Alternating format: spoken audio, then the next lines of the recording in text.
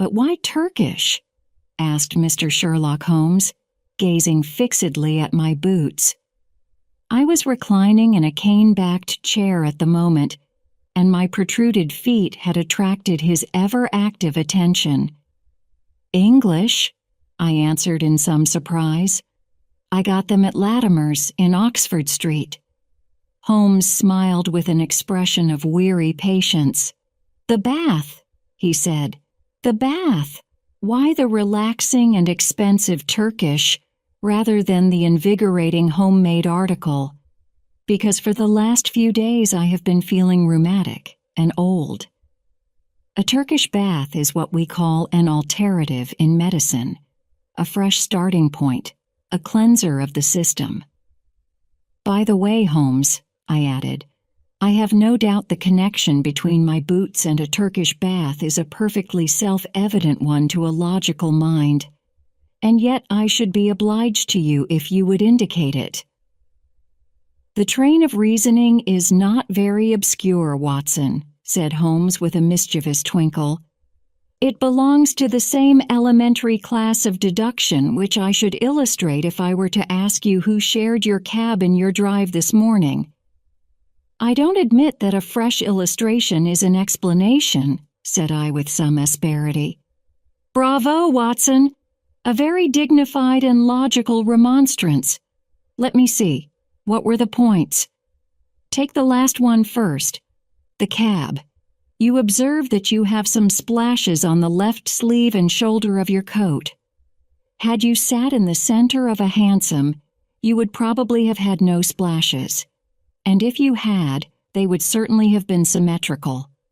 Therefore, it is clear that you sat at the side. Therefore, it is equally clear that you had a companion. That is very evident. Absurdly commonplace, is it not? But the boots and the bath? Equally childish. You are in the habit of doing up your boots in a certain way. I see them on this occasion fastened with an elaborate double bow, which is not your usual method of tying them. You have therefore had them off. Who has tied them? A bootmaker, or the boy at the bath? It is unlikely that it is the bootmaker, since your boots are nearly new. Well, what remains? The bath. Absurd, is it not? But, for all that, the Turkish bath has served a purpose. What is that?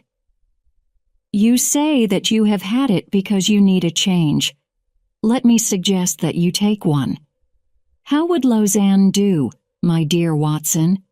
First-class tickets and all expenses paid on a princely scale. Splendid! But why? Holmes leaned back in his armchair and took his notebook from his pocket. One of the most dangerous classes in the world, said he, is the drifting and friendless woman. She is the most harmless and often the most useful of mortals, but she is the inevitable inciter of crime in others. She is helpless. She is migratory. She has sufficient means to take her from country to country and from hotel to hotel. She is lost, as often as not, in a maze of obscure pensions and boarding houses. She is a stray chicken in a world of foxes. When she is gobbled up, she is hardly missed. I much fear that some evil has come to the Lady Frances Carfax. I was relieved at this sudden descent from the general to the particular. Holmes consulted his notes. Lady Frances, he continued, is the sole survivor of the direct family of the late Earl of Rufton. The estates went, as you may remember, in the male line. She was left with limited means, but with some very remarkable old Spanish jewelry of silver and curiously cut diamonds to which she was fondly attached. Too attached, for she refused to leave them with her banker and always carried them about with her. A rather pathetic figure. The Lady Frances, a beautiful woman, still in fresh middle age, and yet, by a strange change, the last derelict of what only 20 years ago was a goodly fleet. What has happened to her then? Ah, what has happened to the Lady Frances? Is she alive or dead? There is our problem. She is a lady of precise habits, and for 4 years it has been her invariable custom to write every second week to Miss Daubney, her old governess, who is long retired and lives in Camberwell. It is this Miss Daubney who has consulted me. Nearly 5 weeks have passed without a word. The last letter was from the Hotel National at Lausanne. Lady Frances seems to have left there and given no address. The family are anxious, and as they are exceedingly wealthy, no sum will be spared if we can clear the matter up. Is Miss Daubney the only source of information? Surely she had other correspondents? There is one correspondent who is a sure draw, Watson. That is the bank. Single ladies must live, and their passbooks are compressed diaries. She banks at Sylvester's. I have glanced over her account. The last check but one paid her bill at Lausanne, but it was a large one and probably left her with cash in hand. Only one check has been drawn since. To whom and where? To Miss Marie Devine. There is nothing to show where the check was drawn. It was cashed at the Credit Lyonnais at Montpellier less than 3 weeks ago. The sum was £50. And who is Miss Marie Devine? That also I have been able to discover. Miss Marie Devine was the maid of Lady Frances Carfax. Why she should have paid her this check we have not yet determined. I have no doubt, however, that your researches will soon clear the matter up. My researches. Hence the health-giving expedition to Lausanne. You know that I cannot possibly leave London while old Abrahams is in such mortal terror of his life. Besides, on general principles, it is best that I should not leave the country. Scotland Yard feels lonely without me, and it causes an unhealthy excitement among the criminal classes. Go then, my dear Watson, and if my humble counsel can ever be valued at so extravagant a rate as 2d. a word, it waits your disposal night and day at the end of the Continental wire. 2 days later found me at the Hotel National at Lausanne, where I received every courtesy at the hands of Monsieur Moser, the well-known manager. Lady Frances, as he informed me, had stayed there for several weeks. She had been much liked by all who met her. Her age was not more than 40. She was still handsome and bore every sign of having in her youth been a very lovely woman. Monsieur Moser knew nothing of any valuable jewelry, but it had been remarked by the servants that the heavy trunk in the lady's bedroom was always scrupulously locked. Marie Devine, the maid, was as popular as her mistress. She was actually engaged to one of the head waiters in the hotel, and there was no difficulty in getting her address. It was 11 Rue de Trajan, Montpellier. All this I jotted down, and felt that Holmes himself could not have been more adroit in collecting his facts. Only one corner still remained in the shadow. No light which I possessed could clear up the cause for the lady's sudden departure. She was very happy at Lausanne. There was every reason to believe that she intended to remain for the season in her luxurious rooms overlooking the lake. And yet she had left at a single day's notice, which involved her in the useless payment of a week's rent. Only Jules Vibart, the lover of the maid, had any suggestion to offer. He connected the sudden departure with the visit to the hotel a day or two before of a tall, dark, bearded man. Un sauvage, un véritable sauvage, cried Jules Vibart. The man had rooms somewhere in the town. He had been seen talking earnestly to Madame on the promenade by the lake. Then he had called. She had refused to see him. He was English, but of his name there was no record. Madame had left the place immediately afterwards. Jules Vibar, and, what was of more importance, Jules Vibar's sweetheart, thought that this call and the departure were cause and effect. Only one thing Jules would not discuss. That was the reason why Marie had left her mistress. Of that, he could or would say nothing. If I wished to know, I must go to Montpellier and ask her. So ended the first chapter of my inquiry. The second was devoted to the place which Lady Frances Carfax had sought when she left Lausanne. Concerning this, there had been some secrecy, which confirmed the idea that she had gone with the intention of throwing someone off her track. Otherwise, why should not her luggage have been openly labeled for Baden? Both she and it reached the Rhenish spa by some circuitous route. This much I gathered from the manager of Cook's local office. So to Baden I went, after dispatching to Holmes an account of all my proceedings and receiving in reply a telegram of half-humorous commendation. At Baden, the track was not difficult to follow. Lady Frances had stayed at the Englischer Hof for a fortnight. While there, she had made the acquaintance of a doctor, Schlesinger, and his wife, a missionary from South America. Like most lonely ladies, Lady Frances found her comfort and occupation in religion. Dr. Schlesinger's remarkable personality, his wholehearted devotion, and the fact that he was recovering from a disease contracted in the exercise of his apostolic duties affected her deeply.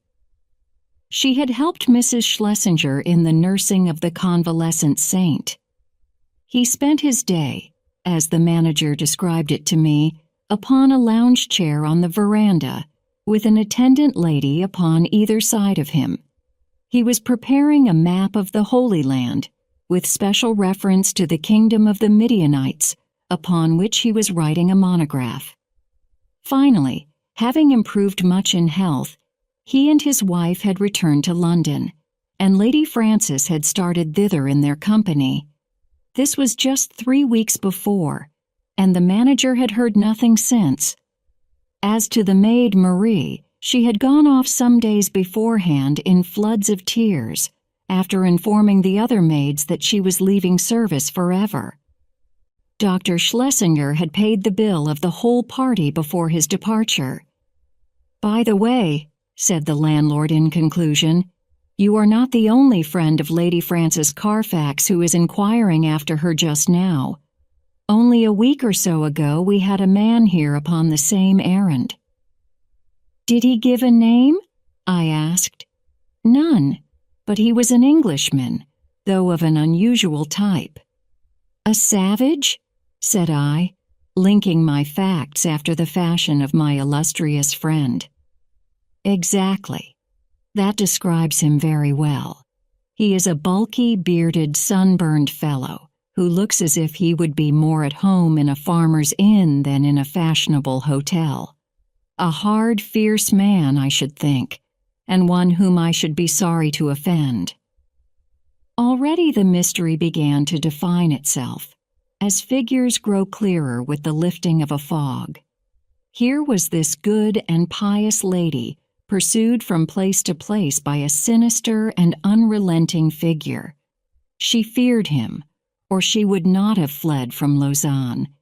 He had still followed. Sooner or later, he would overtake her. Had he already overtaken her? Was that the secret of her continued silence? Could the good people who were her companions not screen her from his violence or his blackmail? What horrible purpose, what deep design lay behind this long pursuit? There was the problem which I had to solve.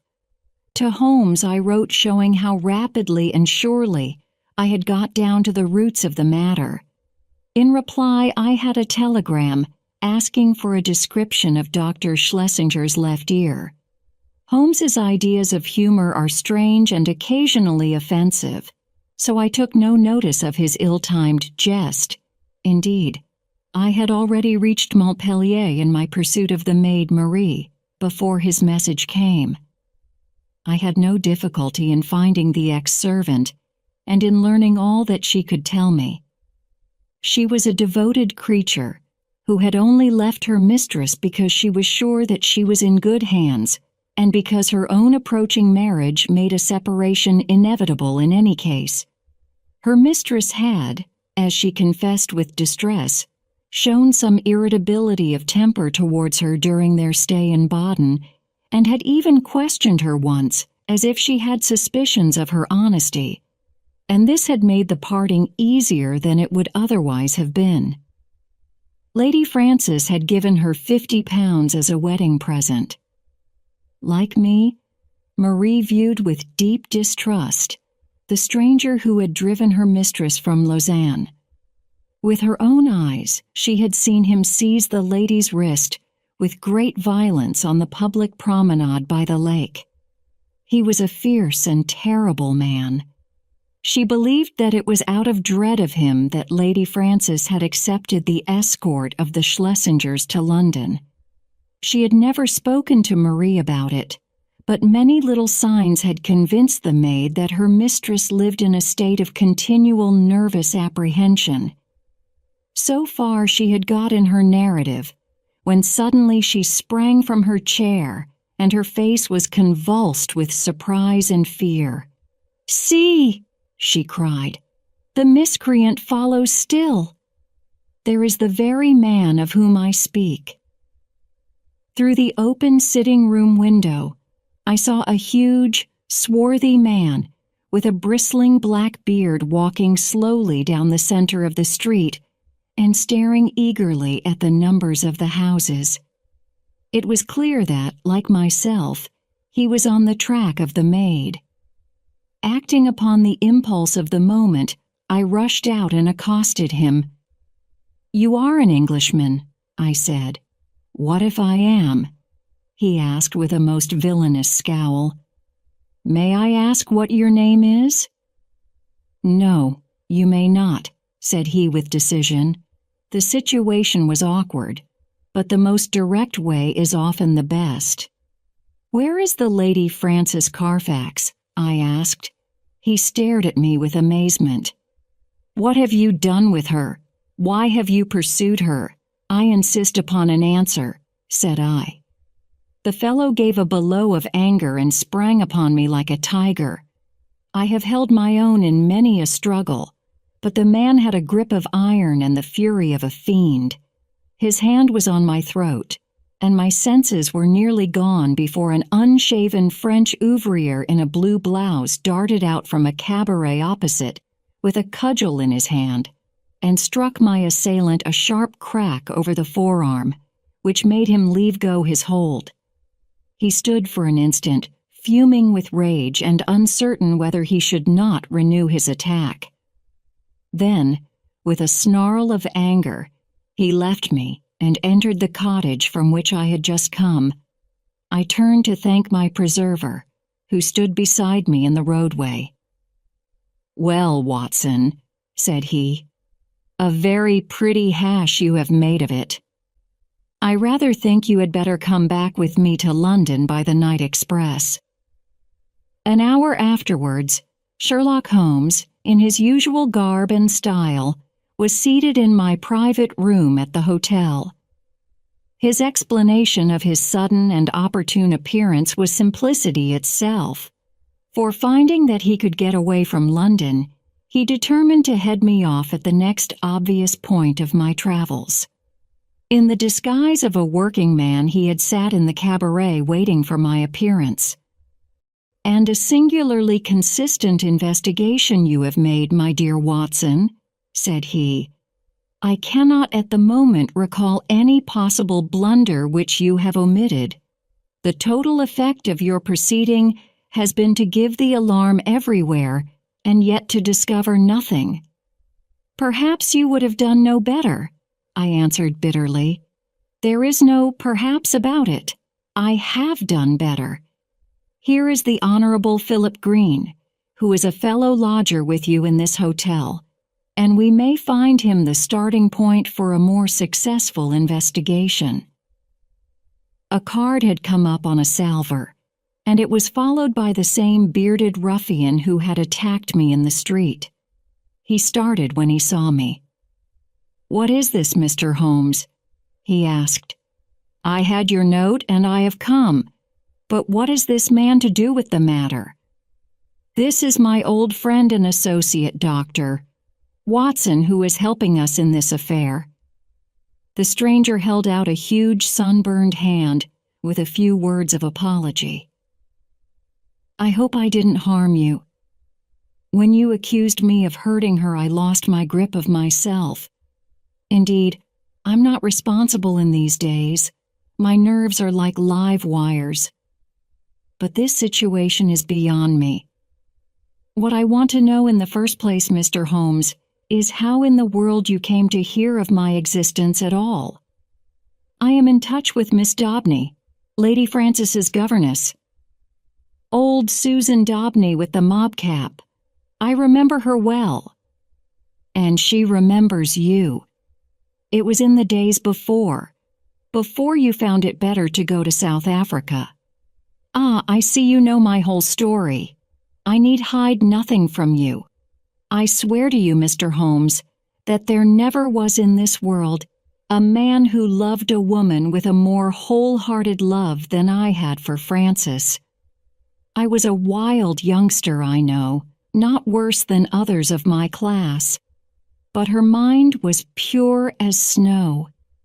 She could not bear a shadow of coarseness. So, when she came to hear of things that I had done, she would have no more to say to me. And yet she loved me. That is the wonder of it.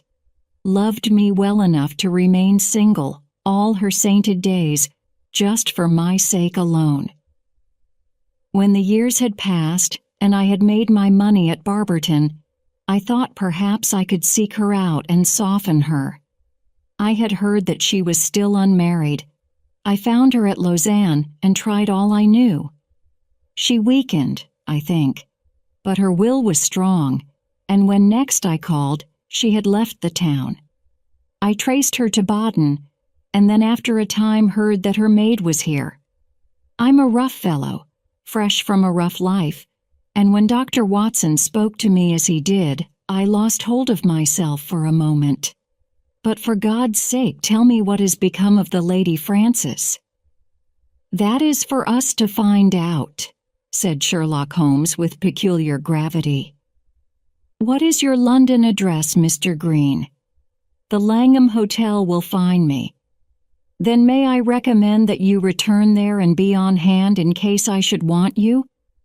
I have no desire to encourage false hopes, but you may rest assured that all that can be done will be done for the safety of Lady Frances. I can say no more for the instant. I will leave you this card so that you may be able to keep in touch with us. Now, Watson, if you will pack your bag, I will cable to Mrs. Hudson to make one of her best efforts for 2 hungry travelers at 7:30 tomorrow. A telegram was awaiting us when we reached our Baker Street rooms, which Holmes read with an exclamation of interest and threw across to me.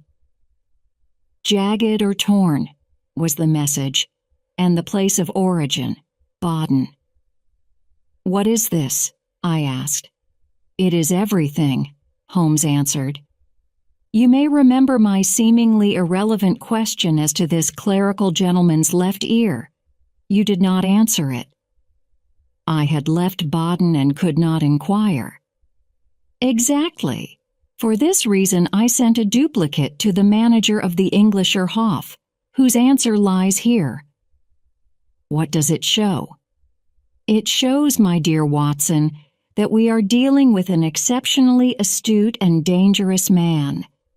The Reverend Dr. Schlesinger, missionary from South America, is none other than Holy Peter's, one of the most unscrupulous rascals that Australia has ever evolved, and for a young country it has turned out some very finished types.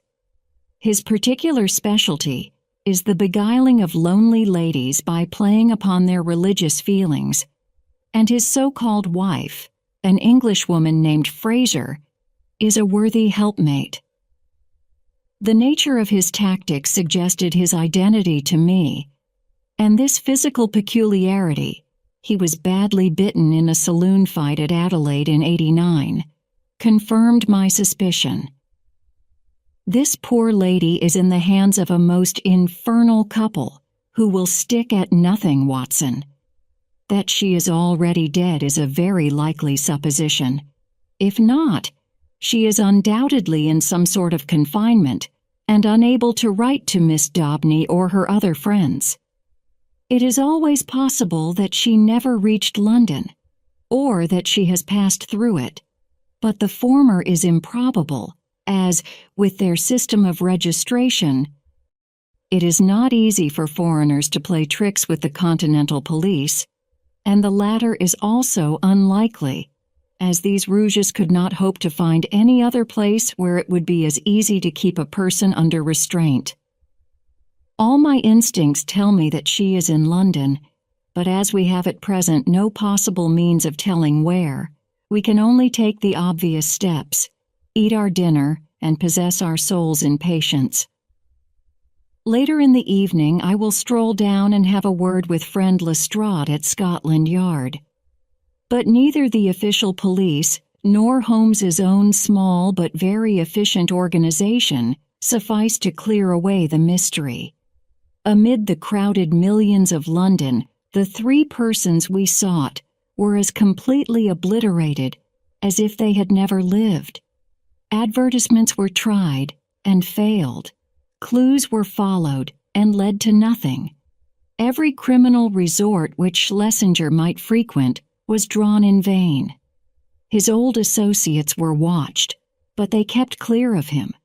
And then suddenly, after a week of helpless suspense, there came a flash of light. A silver and brilliant pendant of old Spanish design had been pawned at Bovington's in Westminster Road. The pawner was a large, clean-shaven man of clerical appearance. His name and address were demonstrably false. The ear had escaped notice, but the description was surely that of Schlesinger. 3 times had our bearded friend from the Langham called for news, the 3rd time within an hour of this fresh development. His clothes were getting looser on his great body. He seemed to be wilting away in his anxiety. "If you will only give me something to do," was his constant wail. At last, Holmes could oblige him. "He has begun to pawn the jewels. We should get him now." "But does this mean that any harm has befallen the Lady Frances?" Holmes shook his head very gravely. "Supposing that they have held her prisoner up to now, it is clear that they cannot let her loose without their own destruction. We must prepare for the worst. What can I do? These people do not know you by sight. No. It is possible that he will go to some other pawnbroker in the future. In that case, we must begin again. On the other hand, he has had a fair price and no questions asked, so if he is in need of ready money, he will probably come back to Bovington's. I will give you a note to them, and they will let you wait in the shop. If the fellow comes, you will follow him home. But no indiscretion, and above all, no violence. I put you on your honor that you will take no step without my knowledge and consent." For 2 days, the Honorable Philip Green, he was, I may mention, the son of the famous admiral of that name who commanded the Sea of Azov fleet in the Crimean War, brought us no news. On the evening of the 3rd, he rushed into our sitting room, pale, trembling, with every muscle of his powerful frame quivering with excitement. "We have him! We have him!" he cried. He was incoherent in his agitation. Holmes soothed him with a few words and thrust him into an armchair. "Come now, give us the order of events," said he. "She came only an hour ago. It was the wife this time, but the pendant she brought was the fellow of the other. She is a tall, pale woman with ferret eyes." "That is the lady," said Holmes. "She left the office and I followed her. She walked up the Kennington Road and I kept behind her. Presently she went into a shop. Mr. Holmes, it was an undertaker's." My companion started. "Well?" he asked in that vibrant voice which told of the fiery soul behind the cold gray face. She was talking to the woman behind the counter. I entered as well. "It is late," I heard her say, or words to that effect. The woman was excusing herself. "It should be there before now," she answered. "It took longer, being out of the ordinary." They both stopped and looked at me, so I asked some questions, and then left the shop. "You did excellently well. What happened next?" "The woman came out, but I had hid myself in a doorway. Her suspicions had been aroused, I think, for she looked round her. Then she called a cab and got in. I was lucky enough to get another, and so to follow her. She got down at last at number 36, Pulteney Square, Brixton. I drove past, left my cab at the corner of the square, and watched the house." "Did you see anyone?" "The windows were all in darkness, save one on the lower floor. The blind was down, and I could not see in. I was standing there, wondering what I should do next, when a covered van drove up with 2 men in it. They descended, took something out of the van, and carried it up the steps to the hall door. Mr. Holmes, it was a coffin." "Ah!" For an instant I was on the point of rushing in. The door had been opened to admit the men and their burden. It was the woman who had opened it, but as I stood there she caught a glimpse of me, and I think that she recognized me. I saw her start, and she hastily closed the door. I remembered my promise to you, and here I am." "You have done excellent work," said Holmes, scribbling a few words upon a half-sheet of paper. "We can do nothing legal without a warrant, and you can serve the cause best by taking this note down to the authorities and getting one. There may be some difficulty, but I should think that the sale of the jewelry should be sufficient. Lestrade will see to all details. But they may murder her in the meanwhile. What could the coffin mean? And for whom could it be but for her?" "We will do all that can be done, Mr. Green. Not a moment will be lost. Leave it in our hands. Now, Watson," he added as our client hurried away, "he will set the regular forces on the move. We are, as usual, the irregulars, and we must take our own line of action. The situation strikes me as so desperate that the most extreme measures are justified. Not a moment is to be lost in getting to Pulteney Square." "Let us try to reconstruct the situation," said he, as we drove swiftly past the Houses of Parliament and over Westminster Bridge.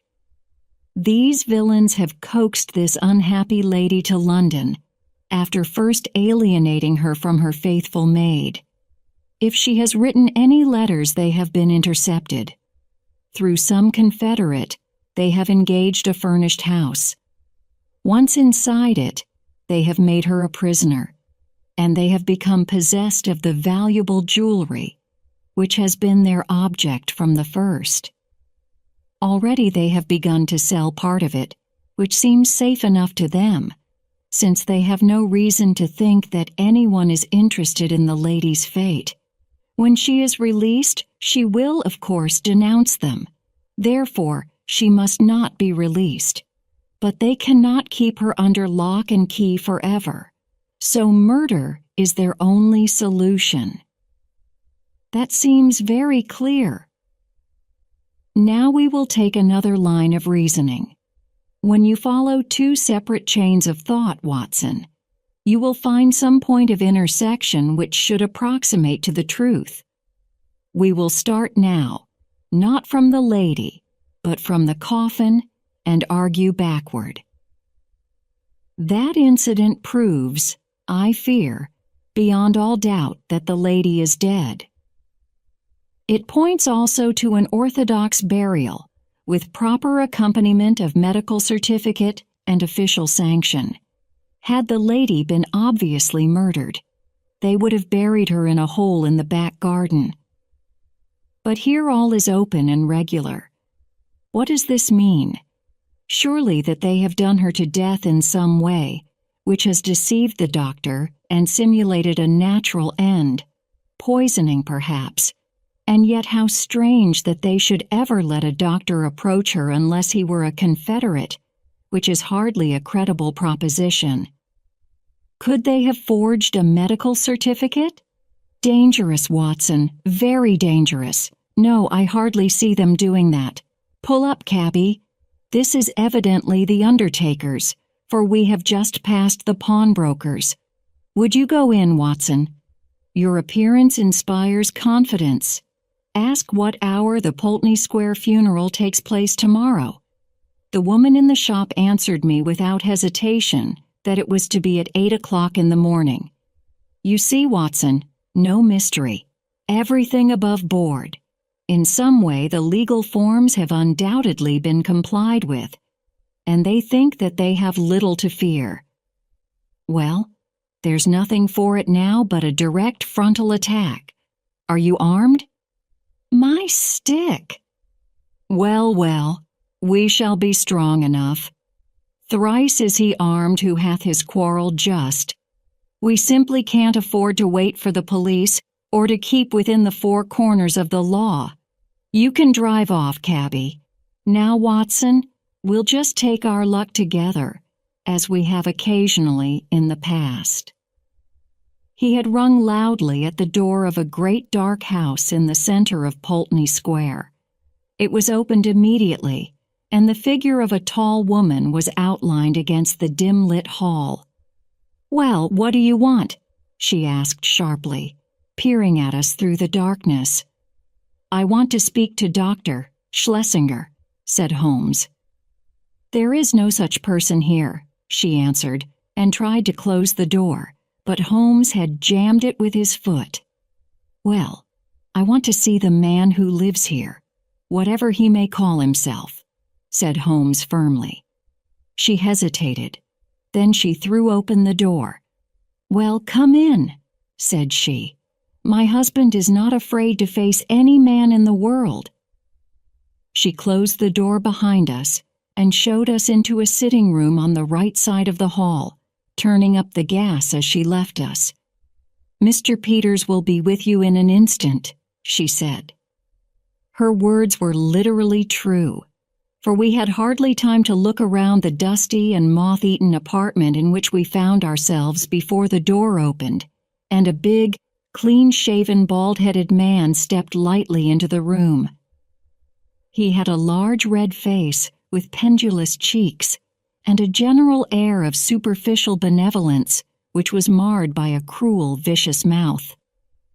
"There is surely some mistake here, gentlemen," he said in an unctuous, make-everything-easy voice. "I fancy that you have been misdirected, possibly if you tried farther down the street." "That will do. We have no time to waste," said my companion firmly. "You are Henry Peters of Adelaide, late the Reverend Dr. Schlesinger, of Baden in South America. I am as sure of that as that my own name is Sherlock Holmes." Peters, as I will now call him, started and stared hard at his formidable pursuer. "I guess your name does not frighten me, Mr. Holmes," said he coolly. "When a man's conscience is easy, you can't rattle him. What is your business in my house?" "I want to know what you have done with the Lady Frances Carfax, whom you brought away with you from Baden." "I'd be very glad if you could tell me where that lady may be," Peters answered coolly. "I've a bill against her for nearly £100, and nothing to show for it but a couple of trumpery pendants that the dealer would hardly look at." She attached herself to Mrs. Peters and me at Baden. It is a fact that I was using another name at the time. And she stuck on to us until we came to London. I paid her bill and her ticket. Once in London, she gave us the slip, and, as I say, left these out-of-date jewels to pay her bills. You find her, Mr. Holmes, and I'm your debtor. I mean to find her, said Sherlock Holmes. I'm going through this house till I do find her. Where is your warrant? Holmes half drew a revolver from his pocket. This will have to serve till a better one comes. Why, you're a common burglar. So you might describe me, said Holmes cheerfully. My companion is also a dangerous ruffian, and together we are going through your house. Our opponent opened the door. Fetch a policeman, Annie, said he. There was a whisk of feminine skirts down the passage, and the hall door was opened and shut. Our time is limited, Watson, said Holmes. If you try to stop us, Peters, you will most certainly get hurt. Where is that coffin which was brought into your house? What do you want with the coffin? It is in use. There is a body in it. I must see the body. Never with my consent. Then without it. With a quick movement, Holmes pushed the fellow to one side and passed into the hall. A door half opened stood immediately before us. We entered. It was the dining room.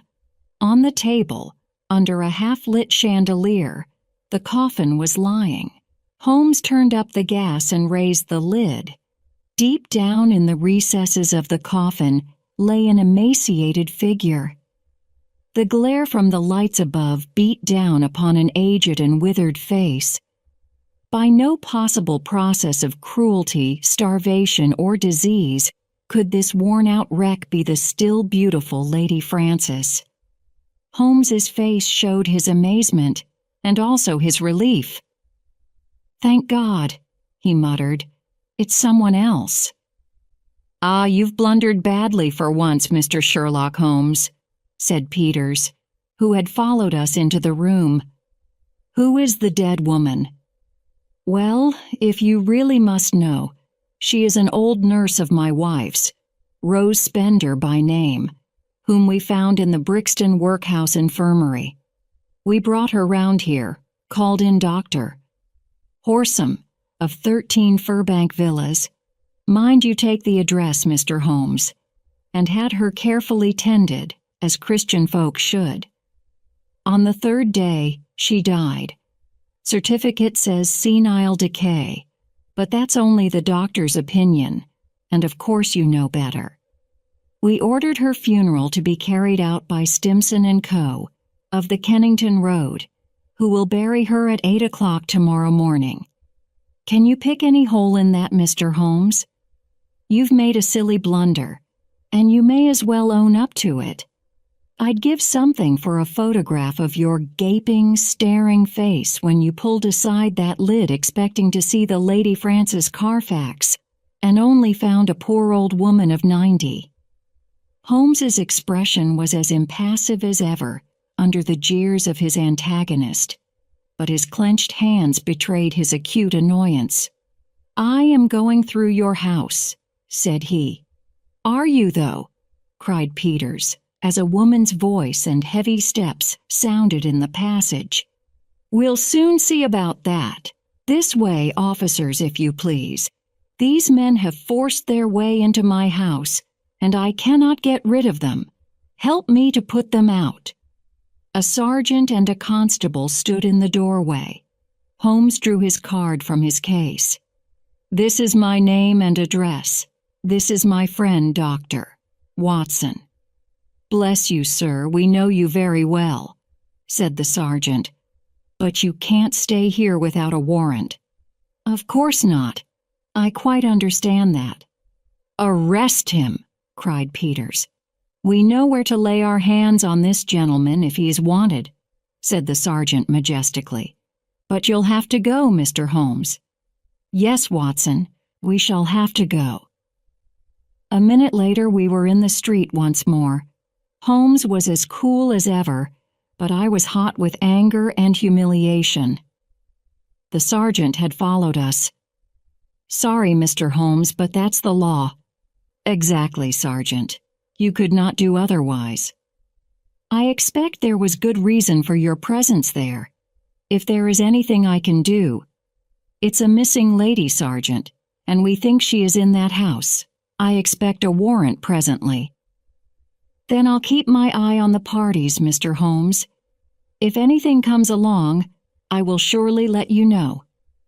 It was only 9 o'clock, and we were off full cry upon the trail at once. First we drove to Brixton Workhouse Infirmary, where we found that it was indeed the truth that a charitable couple had called some days before, that they had claimed an imbecile old woman as a former servant, and that they had obtained permission to take her away with them. No surprise was expressed at the news that she had since died. The doctor was our next goal. He had been called in, had found the woman dying of pure senility, had actually seen her pass away, and had signed the certificate in due form. "I assure you that everything was perfectly normal, and there was no room for foul play in the matter," said he. Nothing in the house had struck him as suspicious, save that for people of their class, it was remarkable that they should have no servant. So far, and no further went the doctor.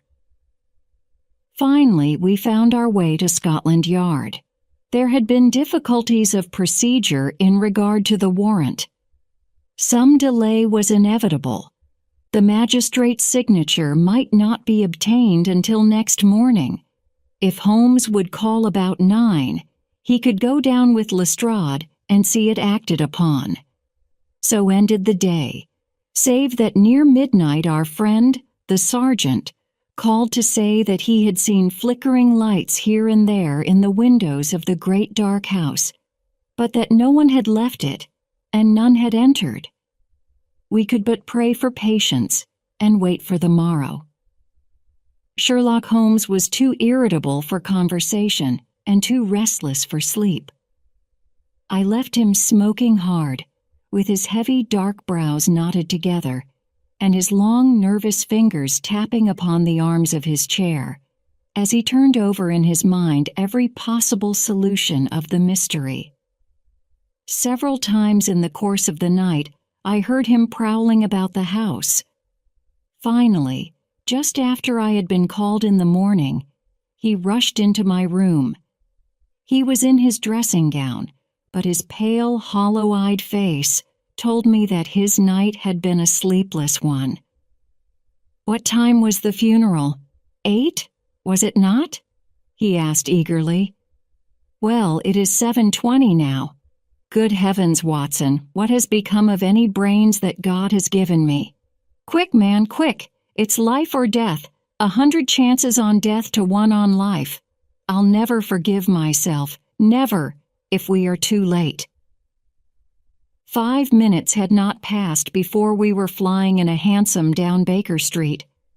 But even so, it was 25 to 8 as we passed Big Ben, and 8 struck as we tore down the Brixton Road. But others were late as well as we. 10 minutes after the hour, the hearse was still standing at the door of the house, and even as our foaming horse came to a halt, the coffin, supported by 3 men, appeared on the threshold. Holmes darted forward and barred their way. "Take it back!" he cried, laying his hand on the breast of the foremost. "Take it back this instant!" "What the devil do you mean? Once again I ask you, where is your warrant?" shouted the furious Peters, his big red face glaring over the farther end of the coffin. "The warrant is on its way. The coffin shall remain in the house until it comes." The authority in Holmes's voice had its effect upon the bearers. Peters had suddenly vanished into the house, and they obeyed these new orders. "Quick, Watson, quick! Here is a screwdriver!" he shouted as the coffin was replaced upon the table. "Here's one for you, my man!" "A sovereign if the lid comes off in a minute." Ask no questions. Work away. That's good. Another and another. Now pull all together. It's giving. It's giving. Ah, that does it at last. With a united effort, we tore off the coffin lid. As we did so, there came from the inside a stupefying and overpowering smell of chloroform. A body lay within, its head all wreathed in cotton wool, which had been soaked in the narcotic. Holmes plucked it off and disclosed the statuesque face of a handsome and spiritual woman of middle age. In an instant, he had passed his arm round the figure and raised her to a sitting position. Is she gone, Watson? Is there a spark left? Surely we are not too late. For half an hour it seemed that we were. What with actual suffocation, and what with the poisonous fumes of the chloroform, the Lady Frances seemed to have passed the last point of recall. And then, at last, with artificial respiration, with injected ether, and with every device that science could suggest, some flutter of life, some quiver of the eyelids, some dimming of a mirror, spoke of the slowly returning life.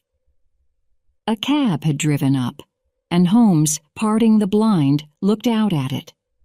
"Here is Lestrade with his warrant," said he.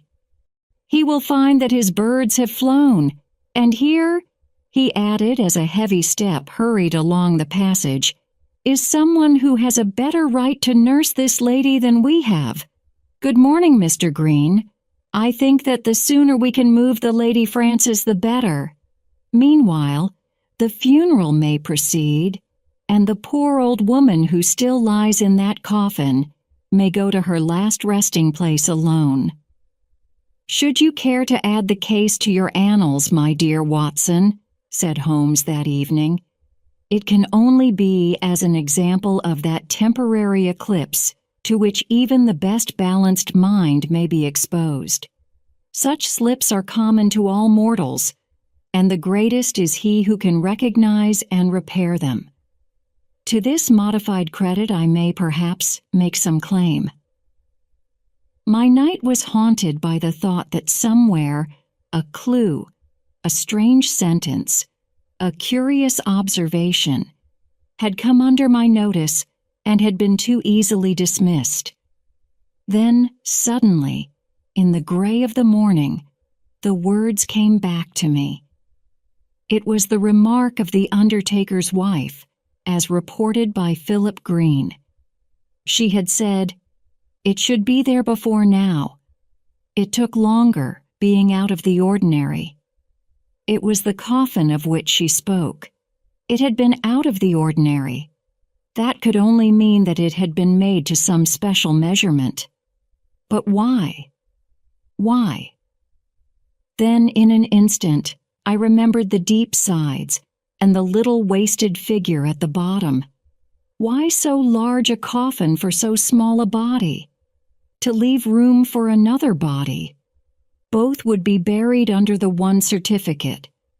It had all been so clear, if only my own sight had not been dimmed. At 8, the Lady Frances would be buried. Our one chance was to stop the coffin before it left the house. It was a desperate chance that we might find her alive, but it was a chance, as the result showed. These people had never, to my knowledge, done a murder. They might shrink from actual violence at the last. They could bury her with no sign of how she met her end, and even if she were exhumed, there was a chance for them. I hope that such considerations might prevail with them. You can reconstruct the scene well enough. You saw the horrible den upstairs, where the poor lady had been kept so long. They rushed in and overpowered her with their chloroform, carried her down, poured more into the coffin to ensure against her waking, and then screwed down the lid. A clever device, Watson. It is new to me in the annals of crime. If our ex-missionary friends escape the clutches of Lestrade, I shall expect to hear of some brilliant incidents in their future career.